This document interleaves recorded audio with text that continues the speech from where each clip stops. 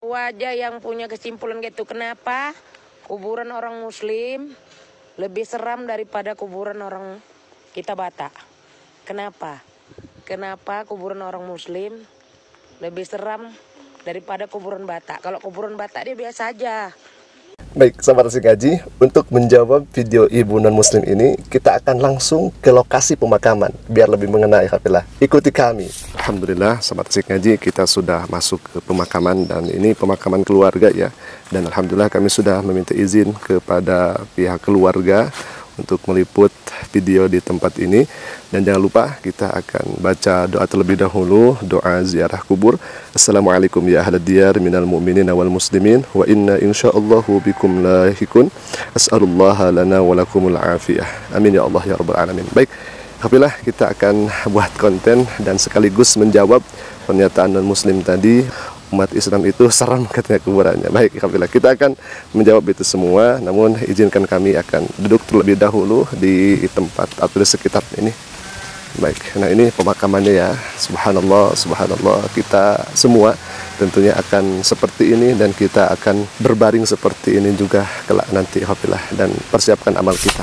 Assalamualaikum warahmatullahi wabarakatuh, sahabat Asik Ngaji. Sekarang kami sudah ada di pemakamannya umat Islam, di mana di belakang kami ini tepat ada kemudian beberapa makam keluarga tentunya yang dimakamkan, ditempatkan di sini. Ini sangat menarik, kita akan reaksi pernyataan dari non-muslim tadi. Katanya, kenapa makamnya umat Islam itu berbeda dengan makamnya non-muslim? Kira-kira kalau misalkan kita pahaminya, umat Islam kok serem-serem, tapi non-muslim itu tidak serem-serem. Begitu kira-kira secara mudahnya kita memahami pernyataan dari non-muslim itu. Kuburan orang Muslim lebih seram daripada kuburan orang kita Batak. Kenapa? Kenapa kuburan orang Muslim lebih seram daripada kuburan Batak? Kalau kuburan Batak dia biasa aja. Di sini kami ingin menjawab pernyataan dari ibu non muslim tadi, bahkan tadi membawa daerah ya Batak dan sebagainya. Nah, kafilah, ini menarik ya. Jadi kami supaya lebih ngena lagi, maka enaknya dan lebih mantapnya kami membuat konten di sini. Di belakang kami tepat ada pemakaman Muslim, dan supaya mengingatkan juga kepada kita bahwa kita akan seperti mereka, akan berbaring seperti mereka, dan kita juga akan dimakamkan seperti mereka ini. Alhamdulillah, semoga hal ini yang kemudian kami sajikan bisa menambahkan kesadaran kita akan akhirat, dan kita pun awal akhir akan berjumpa dengan Allah Rabbul Alamin. Alhamdulillah, pertama kita akan reaksi pernyataan ibu ini. Katanya, kenapa makam umat Islam itu kok seram-seram, tidak seperti non-muslim, tidak seram, begitu kira-kira. Nah, kalau misalkan kita melihat di sini, subhanallah, di mana seramnya, ikhwatillah? Di mana seramnya? Kami tadi dari awal sampai akhir di sini, subhanallah, justru bukan seram, tapi mengingatkan bahwa kita akan seperti mereka, kita akan meninggal seperti mereka, kita akan dibaringkan di tanah, ikhwatillah. Jadi sebetulnya bukan lebih keseram, tetapi lebih mengingatkan bahwa kita awal akhir akan berjumpa dengan Allah Rabbul Alamin, dan kita akan dimakamkan seperti mereka. Jadi seram atau tidaknya itu penilaian subjektif terhadap objek yang dinilai. Seram atau tidaknya itu hanya penilaian masing-masing diri pribadi. Karena kami melihat ke makam ini tadi dari awal justru bukan seram, tetapi ini menghadirkan kepada kita bahwa, oh subhanallah, ini rasa-rasanya kita diingatkan, kita akan wafat seperti mereka. Itu yang pertama. Yang kedua, seram atau tidaknya bukan ukuran kebenaran. Nah, ini yang paling penting. Jadi jangan sampai kita melihat, ini kuburannya bagus, ini kuburannya ada di atasnya seperti bangunan-bangunan, kemudian dibuatkan dengan seindah mungkin. Maka itu sejatinya bukan ukuran kebenaran. Percuma kita mempunyai tas yang bagus, tas yang indah, tas yang berwarna-warni misalkan, tetapi isinya itu sampah, percuma ya kafilah.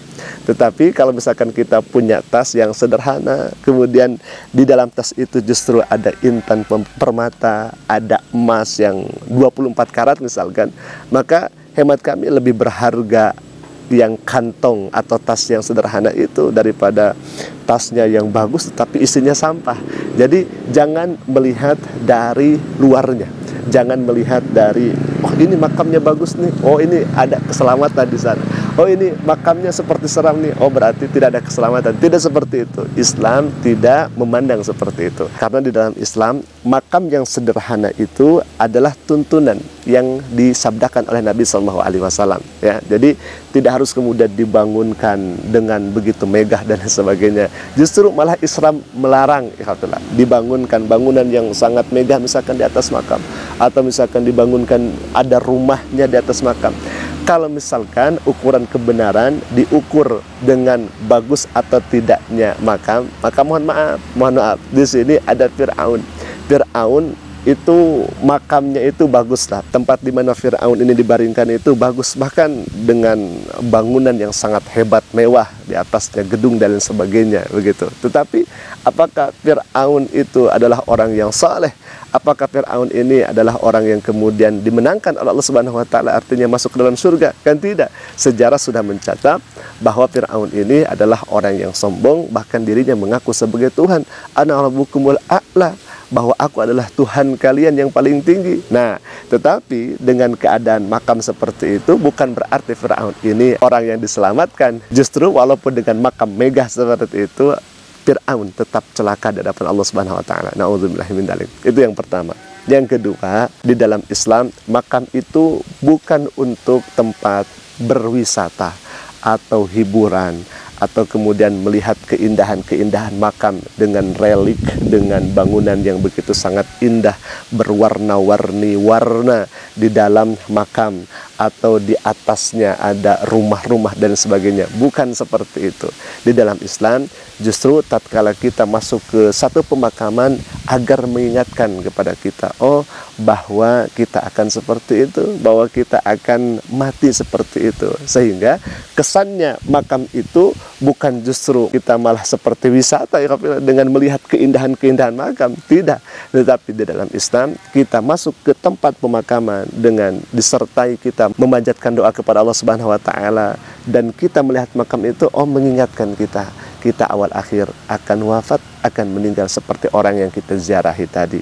Yang ketiga, justru di dalam Islam itu harus ditampilkan dengan sesederhana mungkin. Jadi supaya penziarah itu niatnya terjaga, supaya penziarah ke makam yang kemudian kita ziarahi niatnya itu betul-betul untuk tafakur, tadabbur, bahwa kita akan seperti mereka. Dan di dalam Islam bukan memperlihatkan status sosial dengan makam yang kemudian kita lihat.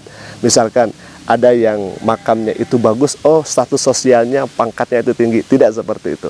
Misalkan makam ini mohon maaf dikatakan jelek misalkan, maka status sosialnya juga di hadapan masyarakat ketika waktu hidup di dunia itu kurang. Tidak seperti itu.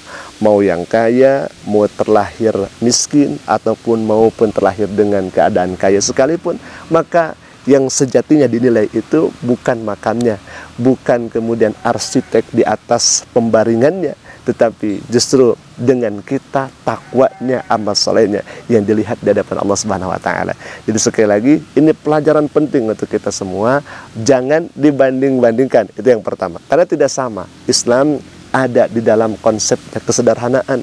Kemudian yang dilihat itu bukan dari makamnya, tetapi dari keikhlasan hati seorang hamba ketika hidup di dunia. Dan bukan hanya itu saja, ketakwaannya kepada Allah, ketawakalannya sewaktu hidup di dunia, dan kesolehannya tentunya yang kemudian Allah akan lihat, dan yang pada akhirnya akan dimasukkan ke dalam surganya. Bukan melihat dari bagus makamnya, tetapi justru nanti orang yang kemudian bagus makamnya tetapi celaka di hadapan Allah. Tidak seperti itu. Itu tidak diharapkan ya Hafillah. Jadi sekali lagi, pelajaran penting bagi kita semua. Sekali lagi, satu, jangan membanding-bandingkan.